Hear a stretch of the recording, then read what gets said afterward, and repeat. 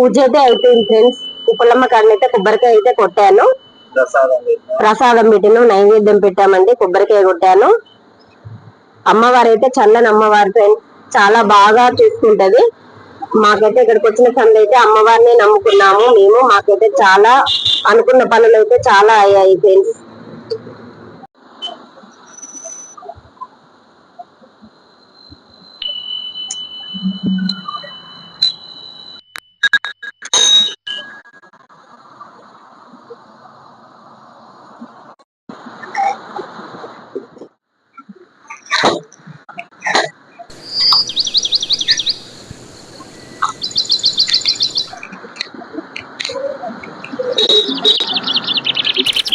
మా బాబు ఒక పని కావాలని మొక్కుకున్నాం ఫ్రెండ్స్.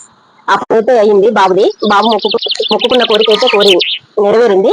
అందుకనే అమ్మవారికి ఉప్పలమ్మ వారు అంటారు, మా దగ్గర ఉంటుంది ఫ్రెండ్స్. రోజు దీపం పెట్టాలి ఇక్కడ కూడా.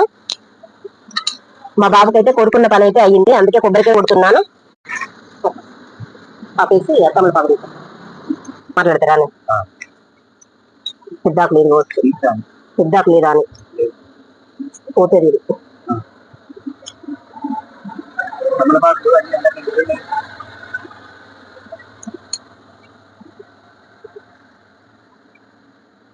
వర్షం కొడితే మళ్ళా ఇందులో వస్తుంది.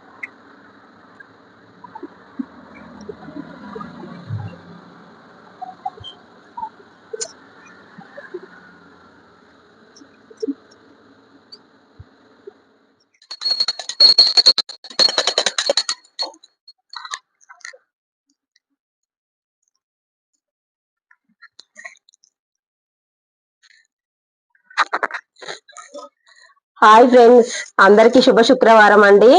మా పూజ అయితే అయిపోయింది. వంట చేసుకోవాలి ఇప్పుడు. 7:30కే అయిపోయిందండి పూజ. చూడండి ఎలా చేశాను.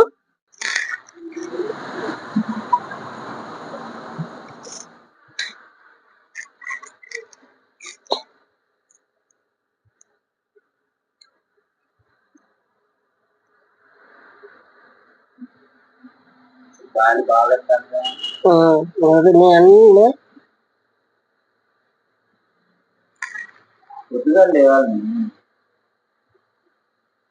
పొద్దుగా లేస్తే కొద్దిగా వెళ్తాను.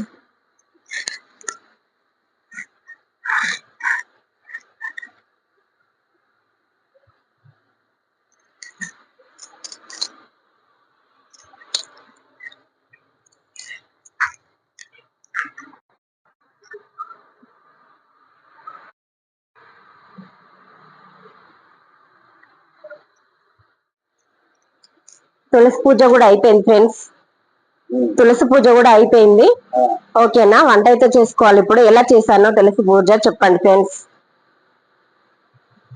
ఇక్కడ నైవేద్యం పెట్టడానికి అయితే సేమియా అయితే చేశాను, పాయసం అంటారు కదా. పూజ అయితే అయిపోయింది కదా ఫ్రెండ్స్, వంట కూడా అయిపోయింది. ఇగో కాకరకాయ కూర వండాను, కాకరకాయ పులుసు అండి. వంట కూడా అయిపోయింది ఫ్రెండ్స్. మీ వంటలు అయ్యాయా? పూజ అయిందా చెప్పండి ఫ్రెండ్స్. అన్నం కూడా అయింది ఫ్రెండ్స్. అన్నం కూర చూడండి, అన్నం కూడా అయింది, కుక్కర్ లో పెట్టాను. 8 గంటల వరకు పూజ, వంట అయితే అయిపోయింది ఫ్రెండ్స్.